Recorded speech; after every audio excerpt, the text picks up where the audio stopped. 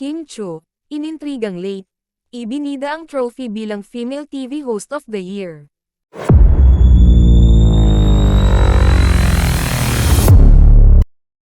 Ikinagulantang ng mga netizen ang isang tila sampal sa magandang imahe ni Kim Chiu tungkol sa isang post.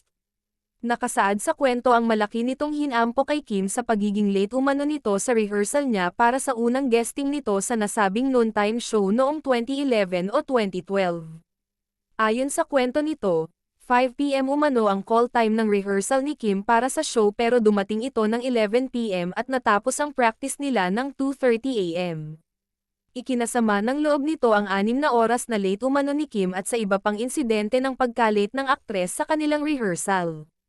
To the rescue naman ang mga solid ni Kim na nagtataka kung bakit ngayon inilalabas ang isang lumang eksena. Totoo kaya ito o paninira lang? Pagtatanggol naman ng iba, hindi masama ang ugali ni Kim dahil patuloy itong pinagpapala. Wala rin siyang image na unprofessional. Wala pang reaksyon si Kim tungkol dito, bukas ang panig niya sa ikalilinaw ng issue.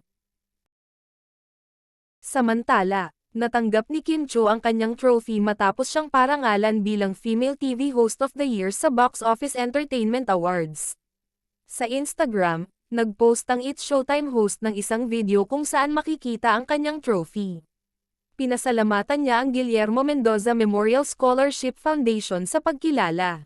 Thank you, #Guillermo Mendoza Memorial Scholarship Foundation for this recognition, wika ni Kim sa kanyang post. Maraming salamat at Dreammaker for this opportunity. First time ko maging main host along with at Ryan Bang for a reality competition. Sobrang kabado and iba yung feeling. Thank you for the great experience and learning. Dagdag pa nito.